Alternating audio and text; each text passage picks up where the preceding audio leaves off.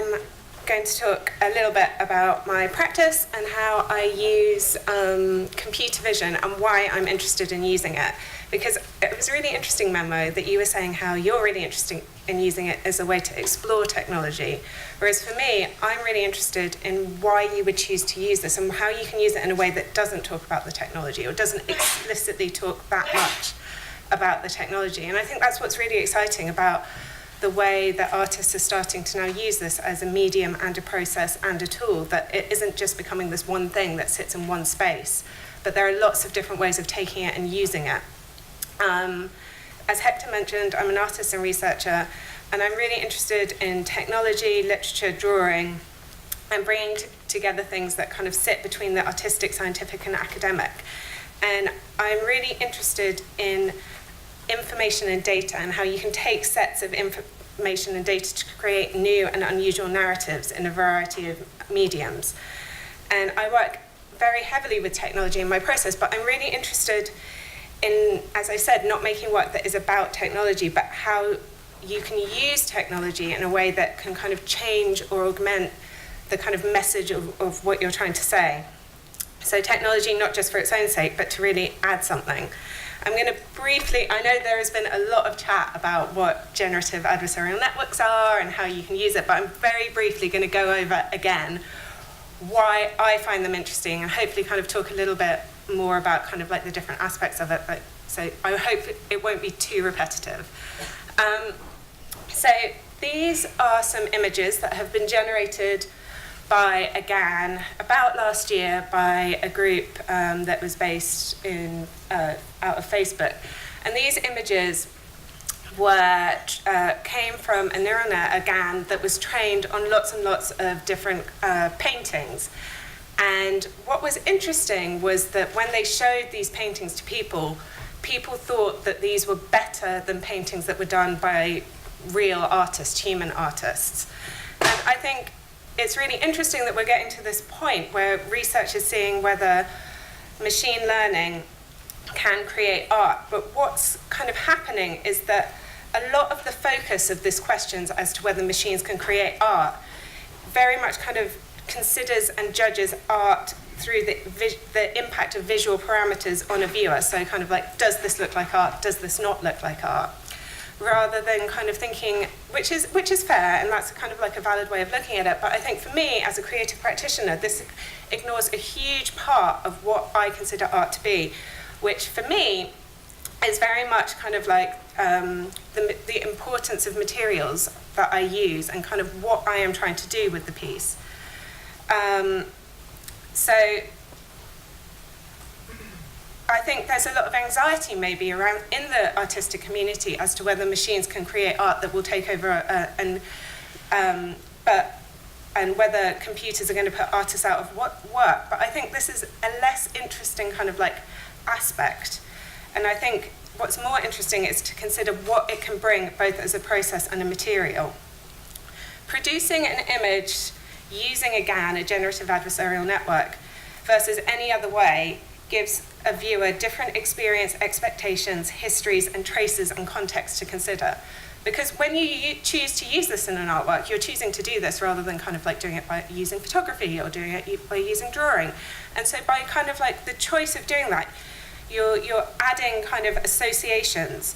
And how can these associations be used in a piece? You have a different reaction to a photograph than to a drawing or a painting.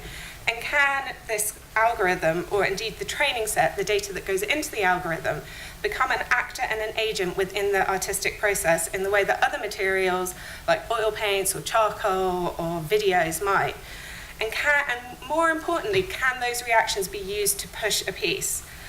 So I'm going to look at this idea of materiality and how I've used it in my own practice, why I choose to use machine learning for a piece rather than something else, and how it can be possible to use the very fundamental nature of how machine learning works, which I won't go through too much because Jean has covered it and Memo have covered it excellently, and how they can be used to bring out the themes in the work, and how you can use this in a creative process.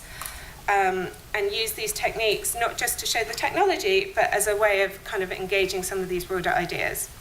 So when you're working with machine learning, there are kind of two main materials, I kind of think. The data or the training set that's used, and then the algorithm that is then run to create kind of like the final output. And I think it's really important to kind of split these two things out when you're kind of thinking about the context and kind of like the different associations. And I'm really, really, really interested in training and data sets. That's kind of how I came into working with machine learning. I worked before a lot with archives and libraries. And I think the training set and the images, these are images or inputs that are used, aren't really discussed as much within a kind of like artistic context, but they are so central to what eventually comes out. They provide the knowledge. Data sets that are needed to make training sets are usually extremely large, thousands and thousands, sometimes millions of images and inputs. And what's really interesting is that they're very often proprietary. So most of the training, so you kind of find when you're looking at things like Big GAN and things that that they're often being run off the same kind of available data sets, which is for me problematic, which I'll go into. It's possible to create your own scraping Google and things like that, but then you're just repeating kind of like the biases that are inherent in kind of like working with kind of Google, which Memo kind of started to discuss later.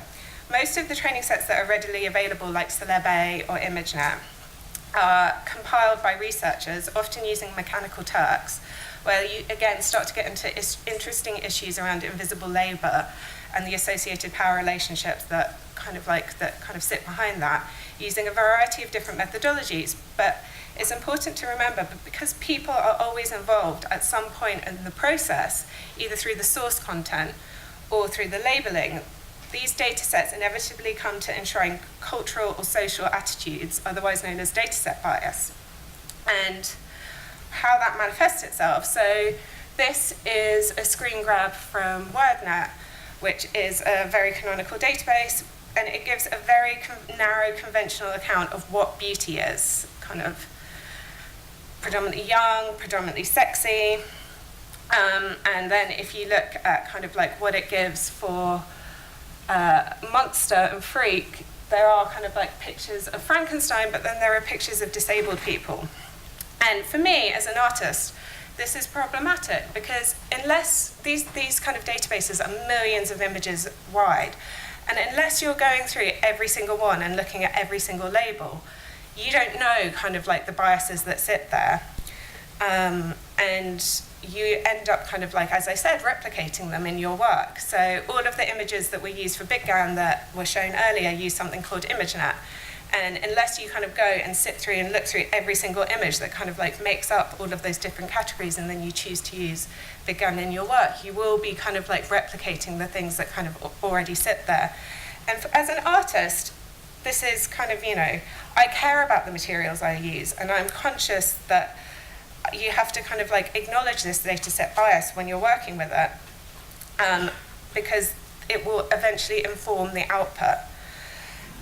So for me, creating my own data set is incredibly, incredibly important, either by generating it myself, so making my own photographs, making my own drawings, or by constructing it from kind of like by curating an existing data source that I've done otherwise. It becomes a decisive creative act. It is the thing within my control. Kind of using off-the-shelf databases, for me, is less exciting. And I really believe that there is an art to creating a good database, and British copyright law agrees with me, because up until very, very recently, a database was considered to be a literary work because of the level of skill and time that goes into it. The other kind of like large element, that kind of like the other material that you're using, is kind of like the algorithm. And for me, this is a GAN, a generative adversarial network, which, as we mentioned, it's been described how they work, but it's also kind of really important to kind of understand that they're also notoriously unstable and not actually that well understood. It's this complex iterative process with many interdependencies, where one network learns to mimic the imagery of another to the extent where counterfeits are indistinguishable from the genuine articles, and that's the language that was used in the paper that kind of, when GANs were kind of created over the many cycles of learning or epochs. And I think it's really interesting that when these things were made, that they chose to use the word counterfeit, because it suggests a lack of truth, or that one output is better than the other. Whereas for me, the counterfeit images that I make are the artwork, they are the real. And so, how have I used this in my work? So Playing at the moment is a piece that is still ongoing, that I'm working on, which is called Mosaic Virus, which draws historical parallels between tulip mania that swept across the Netherlands and Europe in the 1630s to the speculation that is currently going on at the moment around cryptocurrencies. It's made using a GAN to create a tulip that blooms. So each still that is kind of like showing is generated by machine learning to create an updated version of Dutch still life for the 21st century. The appearance of the tulip is controlled by the price of Bitcoin. Mosaic is the name of a virus that causes stripes in a petal, which increase their desirability and helped cause speculative prices. And in this piece, the stripes kind of depend on the price of Bitcoin, changing over time to show how the market fluctuates. And I wanted to draw together ideas around capitalism, value, and the intangible and tangible nature of speculation and collapse from these two very different but surprisingly similar moments in history. So, what is tulip mania? Tulip mania was a 17th century phenomenon that saw tulip prices skyrocket and then collapse. So at the height of it, the price of a tulip bulb went for the same price as an Amsterdam townhouse. And then in the trough, after the bubble peaked, a tulip bulb went for the same price as an onion. And it just went crazy. It was the first recorded speculative bubble, and you can kind of see this is kind of like how the price went up, which is kind of why you're getting these recent comparisons to the prices of Bitcoin. And I'm not the first person to make the connection between Bitcoin and tulip mania. Even back in 2013, the Dutch central bank is comparing it to comparing the two things together. And there are obviously like major differences between these two kind of complex economic systems, but they're both often kind of depicted by historians and bankers as an unstable frenzy that is doomed from the beginning. So kind of culturally, they're kind of very much joined together. And there's even a blockchain conference called Tulip, which is kind of surprisingly self-referential for blockchain. But in my research, it became apparent that there are links that go beyond just how the prices of these two objects behave on a graph. And these links I was able to perhaps more fully explore by using machine learning as my medium. So, as I mentioned, the demand for tulips was driven by this virus called the Mosaic Virus, which gives blooms the distinctive stripes. And at the time, they had no idea kind of like that this virus existed. They had no idea about how stripes occurred. So the people in that time period did all sorts of crazy things, like they would chop a white tulip bulb in half and a red tulip bulb in half and glue them together and expect a bloom to come out that would have stripes. Or they would do things like paint stripes in the earth and then expect that like tulips would come out with stripes. When in fact, it's the result of a bug that lays its eggs in a tulip bulb, and that causes it. But because the fact that it's this virus, which interestingly is the only known botanical virus that actually causes value in a plant rather than decreasing value, they didn't understand that why you would have a tulip that could be white one year and then stripy the next, and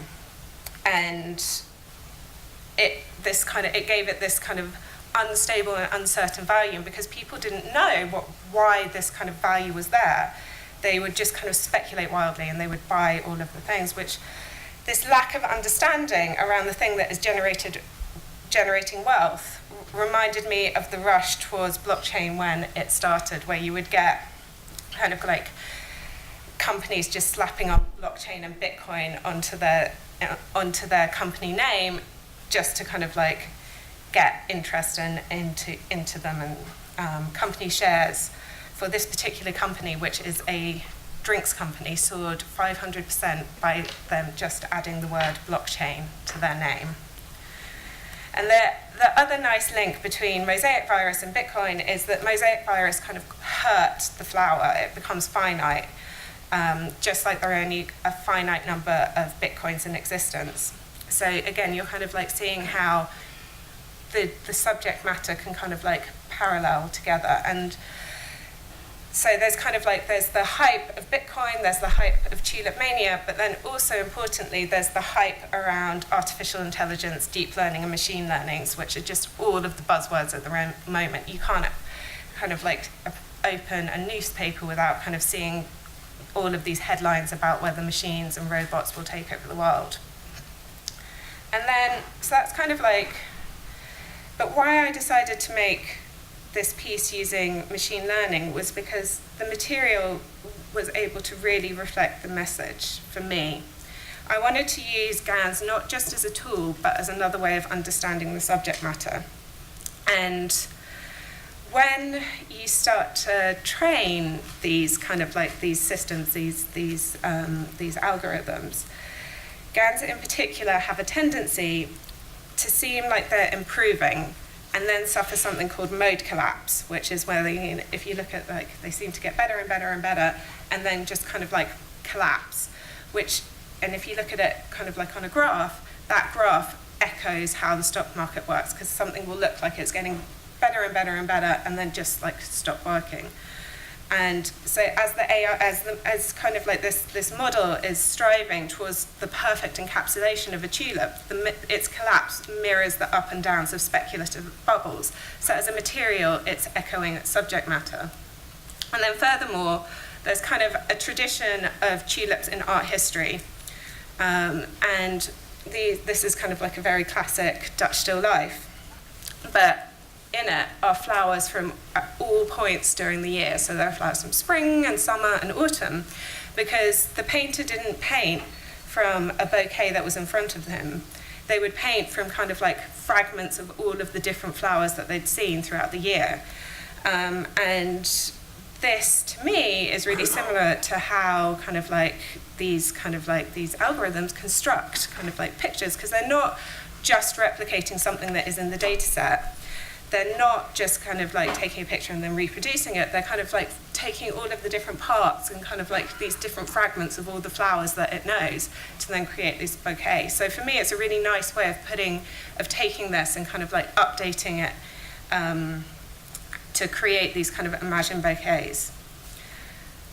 And because I wanted to reference this aesthetic, and because of all of the reasons that I kind of mentioned before about the problematic nature of kind of using off-the-shelf data sets, I created my own. So I was working in the Netherlands, so this was actually affordable, but I took 10,000 photographs of tulips, that I'm showing here. And what was quite nice about doing this project was that the reasons why I stopped taking photographs was because tulip season ended. So even though it's a very digital piece, it was very much driven by the rhythms of nature.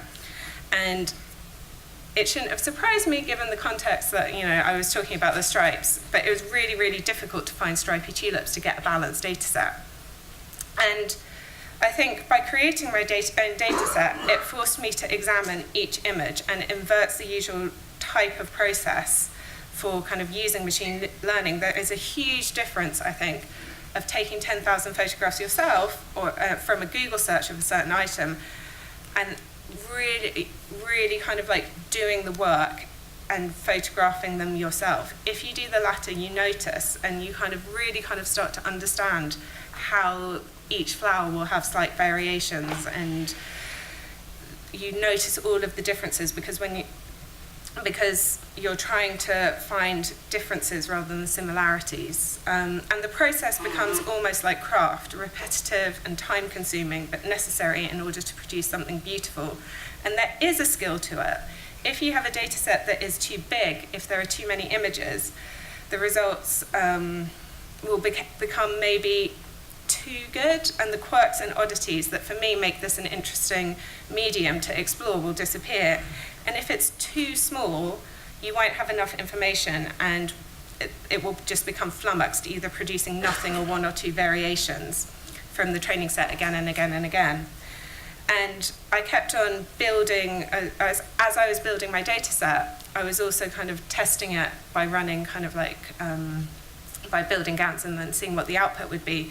And that kind of like informed the mix that I would then put into my data set. Because for some bizarre reason, when I started doing this, it really loves color. So it really overlearned red and yellow, red and pink tulips. So I kept on having to buy more white tulips to put into the data set to kind of like dilute it down. And then the other thing that I had to do once I had taken those 10,000 photographs was categorize every single photograph by hand, because it doesn't understand that this is a pink tulip and this is a red tulip and this is a tulip with no stripes and this is a tulip that is dead. I had to kind of like put those labels on myself. What color, what type, whether it's a bird or dying, and this was an insane amount of work. And it's usually work that within kind of like, when you're talking about creative AI, it's usually work that's hidden. And I chose to make this a separate work that is displayed in relation to the video work that I showed earlier, to draw attention to this act of categorization, and also the human element by handwriting on each of the labels. And it's currently, so I have about a third of the data set, and that is 50 meters worth of photographs that is up in Berlin at the moment.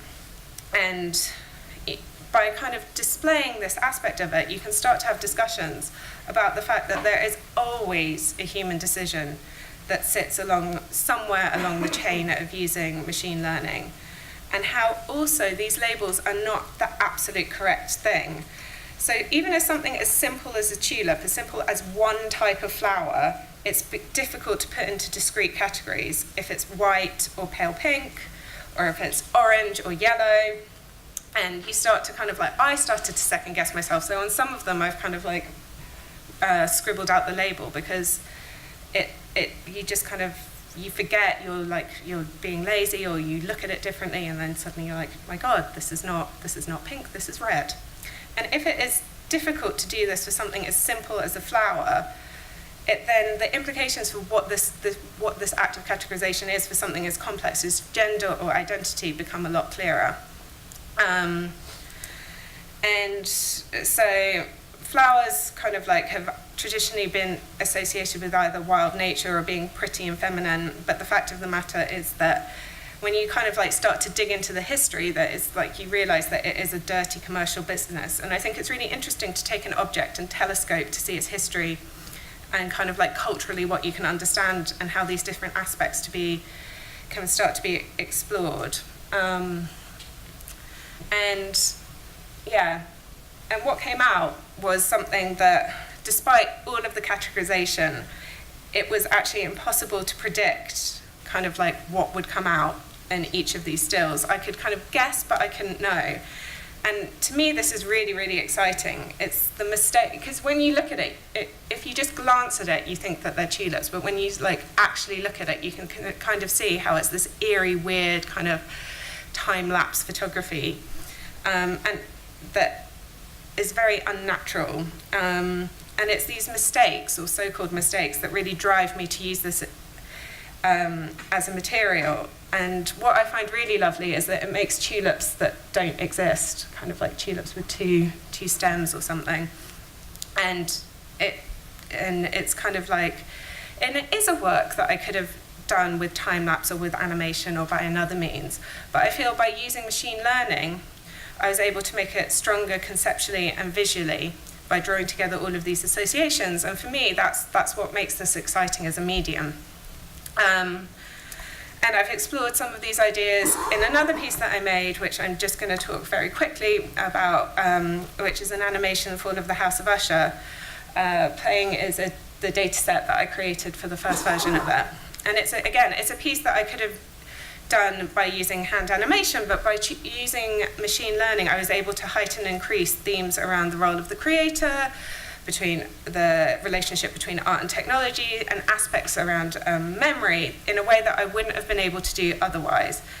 And again, I made my own training set, this time around 200 drawings, because one of the nice things about Pix2Pix is that it doesn't necessarily need as large amount of data as say Big GAN or SynGANs or progressive growing GANs. You can do some really interesting stuff with Pix2Pix and CycleGAN from quite small batches.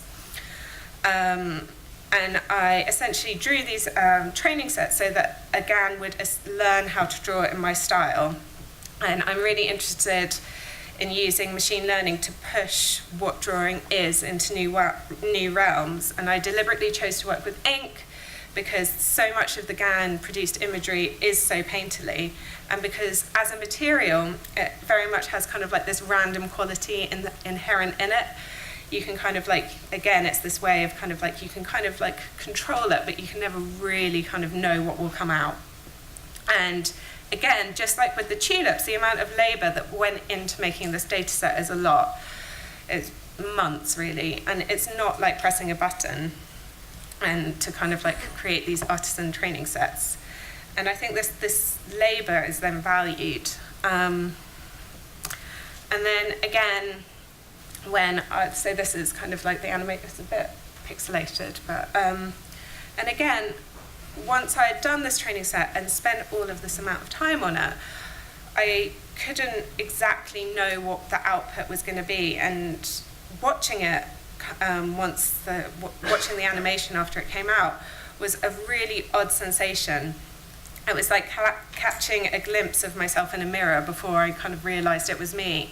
And the errors and choices that I made when drawing were amplified. So kind of eyes it finds difficult, and faces. And there is, I think it's in here, and it kind of holds up a mirror to my own drawing and makes me realize things that I was not aware of. And some of it is kind of like surprisingly good, and then other parts of it kind of get a bit weirder and more collapsing. Because one of the things that I did was that I tried to control the amount of information that it had so that it would be able, all of the training set came from the first part of the film, so it would be able to produce that quite well. And then as it kind of like continues, the amount of information that it has becomes less and less and less, so it starts to decay and break in on itself, which is one of the major themes of the fall of the House of Usher. And kind of like in this, and it kind of shows me what I know, what I would do, because there's a chair that I remember to draw in half of the time in the training set, so it kind of, and then half of the time I didn't, so there's a chair that kind of like appears and disappears. So again, even though this is kind of like I spent all of this work and all of this labor, it has a very human quality to it. It makes mistakes, but they're mistakes that it has learned from me. And then once I had made this, I then kind of wanted to push these ideas of repeating, remembering, and recreating that came out of the process of using kind of like a GAN. So I created a second training set, this time drawing the images that the GAN had produced to create another kind of like another training set that I then used to kind of like create another GAN. And drawing these was incredibly difficult because like the logic of the world is there, but also kind of not quite there. Like the shadows aren't quite right. And style in drawing always kind of like evolves, but because I made so many of these paintings and drawings, it now has kind of like changed the way that I draw. So now when I draw, I kind of like add in all of these odd artifacts, and my line has changed. So the first version of this was kind of like me trying to teach the machine, and the second version was kind of the machine almost teaching me. Because this type of drawing to me is more exciting, it's wilder, it's freer, it's something that I would never have been able to do myself. And it's also very odd that I now have on a hard drive two GANs that represent how I draw at two different points in my life, which is very, very odd. And yeah. So I kind of have these different versions, and there is a loop between kind of copying and repetition, both manually and by the machine. The labor-intensive nature of creating the training set versus the speed of then being able to create all of these different algorithms that output infinite numbers of stills. And making it reminded me of a short story by Borges called Ton Ukbar Orbis and Tertius. I've probably pronounced that entirely correctly, which is an account of a fictional country where the duplication of lost objects is not infrequent, but over time these duplications have a purity of line not found in the original. And it's this kind of that I feel that this is one of the main reasons why I find using these this as a material so exciting, because I do feel it produces a purity of line not found in the original. My work, but also not my work, recognizably me, but not something I would have been able to do by myself. And then, which of course leads to kind of a question about where creativity lies in this piece. Is it me creating the training set? Is it the GAN producing the images? Am I a bricolage artist combining things, or someone with memories and ideas trying to convey them through a new medium? And it's something that kind of I'm still unclear on. I think the relationship between me and both of the models that I've made is a lot stronger than if I just trained a model with the database I had found. And I kind of the place that I've kind of come to is that there is a long history, I think, of artists' workshops from the Renaissance through to Andy Warhol, and maybe using a GAN kind of to me falls into this category. It can copy and suggest, but ultimately the art starts and ends with me. And then the final thing is, I think, in my practice, this is, I'm just talking a lot of the time kind of people think about using machine learning in the lineage of generative art because it's algorithmic, but I actually don't think that that's how I view it. I think of it much more along the lines of kind of in the context of kind of land, environmental, biological art, because for me, the way that it works is that I'm setting up all of the different variables. So for me, that's the training set and kind of tweaking the algorithms. In the same way that when you're doing kind of bio art, you're kind of setting up kind of rain or plants or plant growth or water in order to make work in the way that you can predict but you can't control. You will kind of have an idea how all of these elements will act, but you'll never know what that final piece will be, which is so similar to kind of working with GANs and the kind of black box quality that they have. And I think also in this kind of in the world of kind of land and environmental and bio art, a lot of these artists are also interested in working with decay, either preventing it or encouraging it, which I think also rings true for a lot of the potential of how these models can be used in an artistic practice.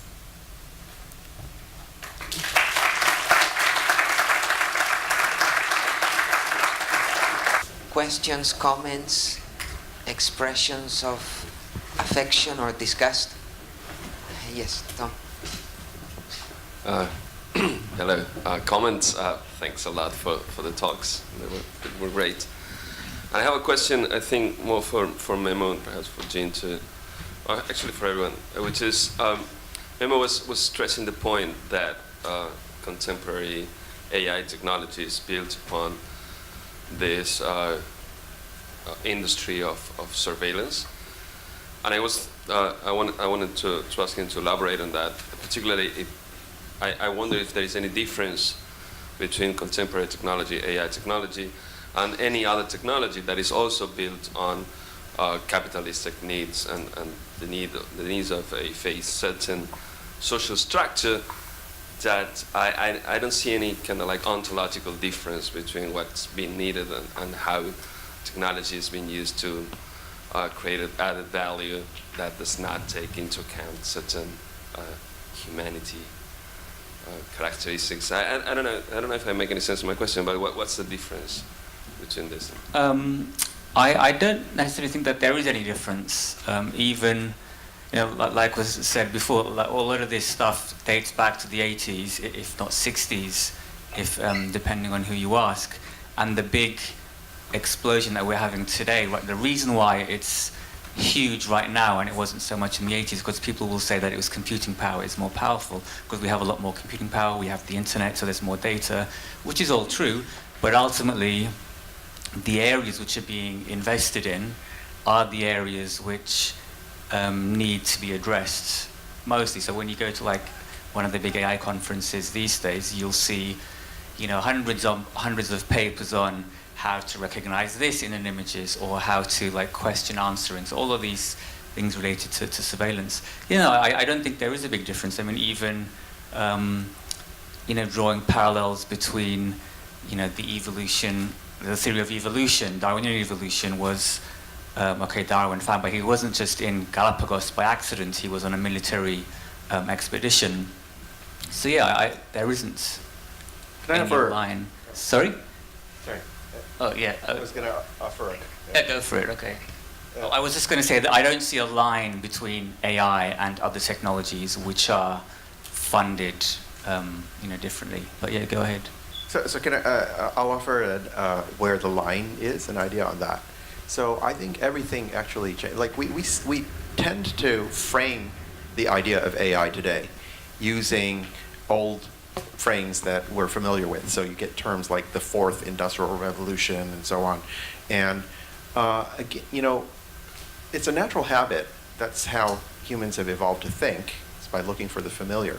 But I think this is misleading, because when you frame AI as just yet another machine, yet another technology, you're bringing in all of these implications that it's a mechanical tool, it's a passive slave, it takes orders from us. And while that might be true for today's weak AIs, that is not where things are going. As we rapidly push forward to general AI, strong AI, this is definitely going away, and even for the weak AIs today, it's no longer true.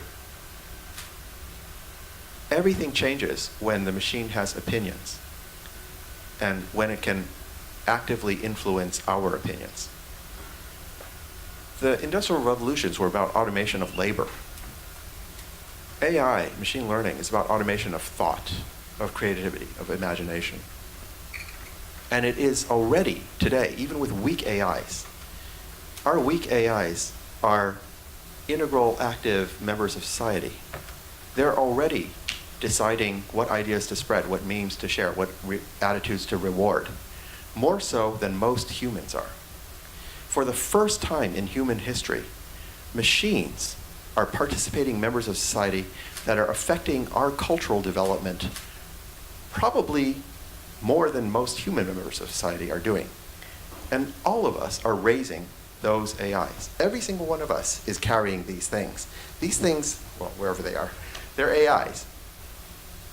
They're actually, your Facebook AI, your Google AI, whatever, your WeChat AI, those are different from somebody else's Facebook and Google AI. They're learning from you, just like human children are learning from you. And then they're going and they're reflecting the values and the behaviors that they're learning from you right back into society.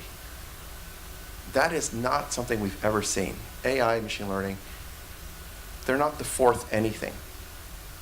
They're the first something, and it's something that we need to wake up to, rather than clinging to a comforting, old, familiar paradigm, because it's proceeding at an unprecedented exponential rate.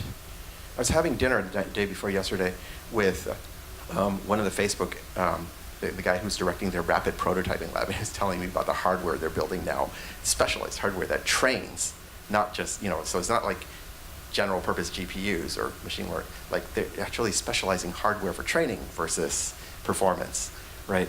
It's Moore's law all over again. And that is causing a hyper-accelerated evolution in our culture. And the mechanisms of our human cultural development are still plodding along at their traditional linear rate. That is not sustainable. It is not survivable. The power of AI, fascinating though it is to us today, is also putting into the hands of any disgruntled non-state actor or individual in a basement weapons of mass destruction. That is not something that our culture can survive if we don't address those root causes.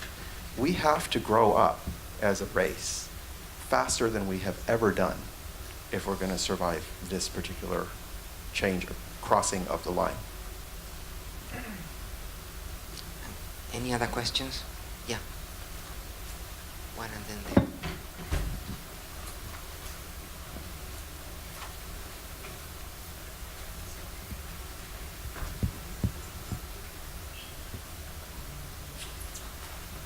Thank you for your presentations. It's all very enjoyable.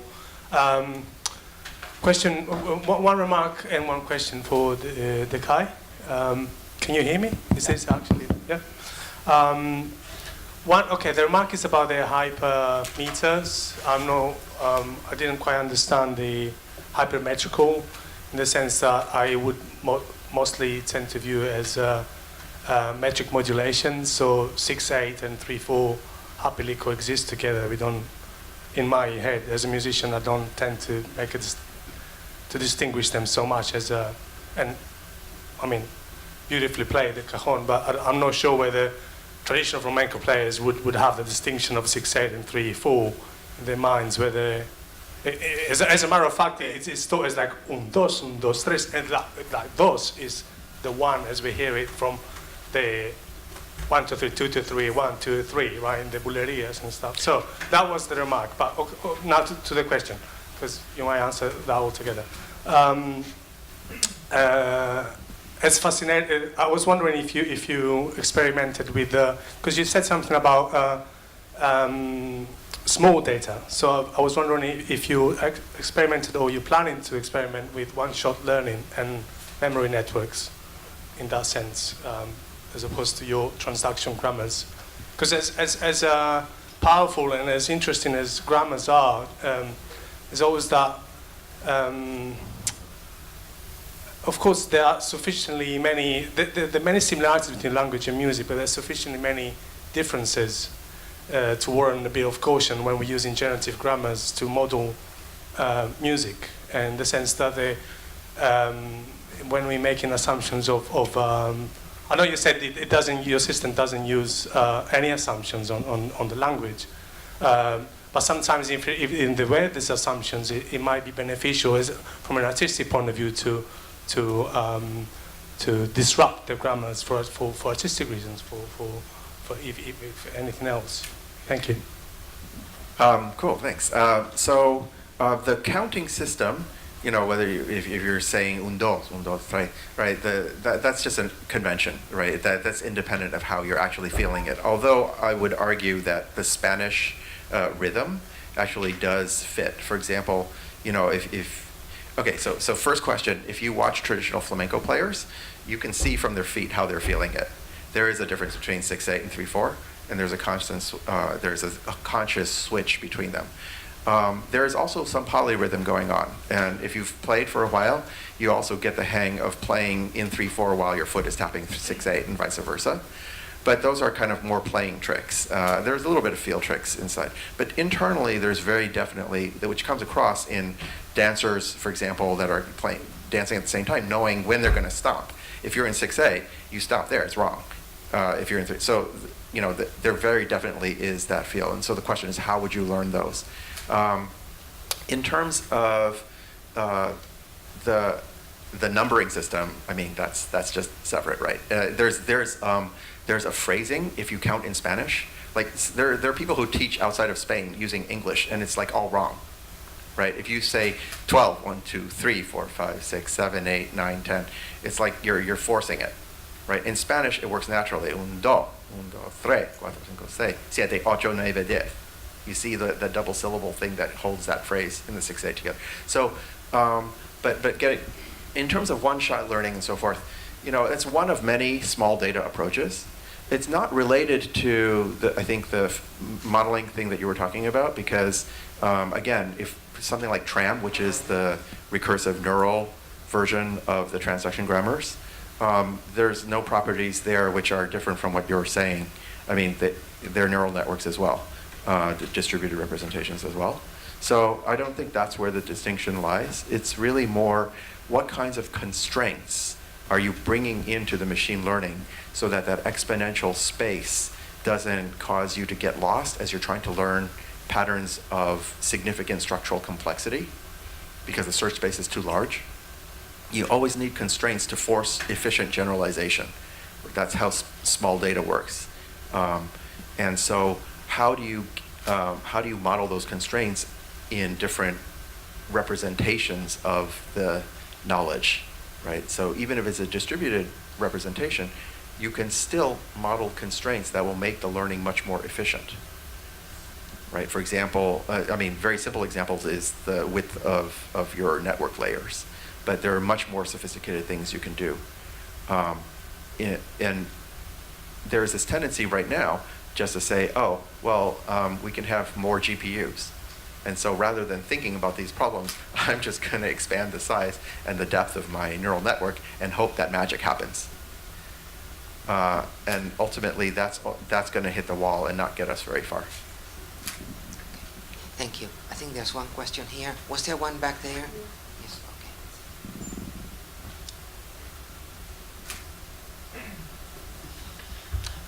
okay. Can I go? So, Okay. I have a question for everyone. What part of art has nothing to do, or not necessarily something directly to do with creativity? That makes sense. I mean, creativity is something that relates to a number of human activities. So, what then part of art would not necessarily have anything to do with creativity, or maybe with the way that Bowden defines it, or some other way? Maybe like buying the supplies. all right. Buying stuff. Is that- Creativity is faulty because considering creativity to be a property of the individual, and there are other points of view without creativity is not a function of individual peoples, but of networks of collective, and it's in the relationships between people that things become creative, and that could apply to gardening, it could apply to art, it could apply to going out and feeding the horses. If any of those things can be creative, it depends upon how the relationships are operating. To then to try and break that down and talk about creativity as these functions of some kind of individual human process, well, I think Bowden's got to do that. So I agree totally with the first thing that you said, that creativity can emerge from any dynamic system. It doesn't have to be the ones in our neural networks. But the processes that she's talking about are not dependent upon an assumption that it's within a single individual. No, I agree. It's still about synthesis and transformation and exploration of I spaces. agree with that, but she's still, in her original thesis, she ascribes that to the individual. Yeah, and there I agree with you totally.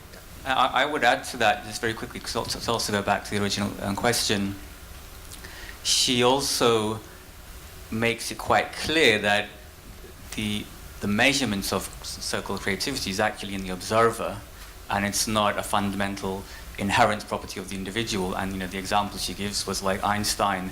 We say he was very creative because he came up with general theory of relativity, but he wasn't a very good violin player. But in his own mind, he was maybe a very creative violin player, but he didn't push the boundaries of human knowledge on creativity. So in that respect, he wasn't creative as a violin player. But going back to the art question, I think that's a really key question, because while we can entangle the two, the fundamental thing about art, without trying to define labels and stuff, is that it's ultimately about communication. It's ultimate when you look at an artwork, and actually Anna kind of touched upon this as well, it's not just about the creativity of the artifact, but what is it saying? And when you look at an artwork, or at least when I look at an artwork, I'm actually looking at the world view of a person. And that might not be a person, it could be a machine.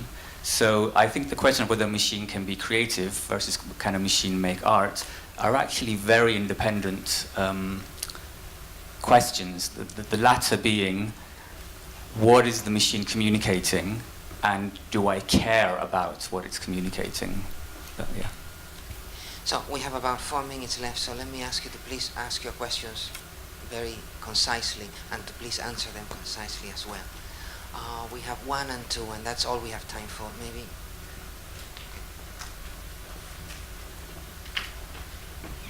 So there was one contradiction in your presentation. Anna Ridler said that for her, it seems important that an artist is creating its own database. And I would like to know what you think about that, because you let us know that it's important to reference the databases or to reference the languages. So there, I'm in a lot of discussions about AI and ethics in society, and the problem of bias comes up a lot these days. And I'm very sensitive to this problem, but I also think that it's a temporary problem, because already there's a lot of research in applying AI and machine learning to the problem of selecting the data, right? So just as we humans learn to select data in a way as to try to minimize bias, that can be learned as well. So why would you want an AI that is not trying to select data to minimize the types of undesirable bias as possible? And I think that the next generation of AIs are already going to be doing that. Okay, thank you. So I think I'm sorry, we only have time for 1 more question. I apologize. Did you want to say something? Yeah. Oh, sorry, Anna. Sorry. Say something. No. I was just going to say that I think it is important to kind of consider data sets, because even if you're doing that, even if you're getting an AI to kind of create a database, there still is a person who is kind of sat at that process, who will, the AI that has been trained to kind of create a new database, someone must have trained that AI to begin with. And I think when I talk about data sets as being a material, I think there are different ways of seeing it, because you can have kind of very kind of these canonical databases that exist that are used by machine learning academics, and you can use those in work to kind of be critiquing kind of like technology and technological systems. You can have databases that you can make yourself by scraping Google, which you're critiquing and looking and using the world around you, or you can create your own from scratch, which is what I do when you're kind of like creating a ground truth. And each of those are different, and they're kind of doing different things and thinking about different things. And I think that's why it's maybe helpful to kind of like, when we talk about kind of like creative AI and these types of things, is to kind of stop lumping everything in together, because there are these different variations which do have different effects on the process. So, like today there's already, in many domains, proof that AI, machine learning, is more accurate than humans. Radiologists, for example. I think that while it's true for the current generation where we manually architect our AI systems, as we move toward general AI, incrementally, it is quite likely that machines will be better at detecting bias in data sets than humans. Yes, you still want an overseer, a meta-level overseer, and making sure that that's going correctly. But hopefully more and more of the burden is going to be shared by the AIs, and not have to depend on humans to look at every single data set that is getting constructed, because there's just getting to be too many data sets, and the problem of tackling bias is such a huge problem. Okay, I think we have to stop, and I really apologize for the people who didn't have time. So please find your way up to the 9th floor, where delicious food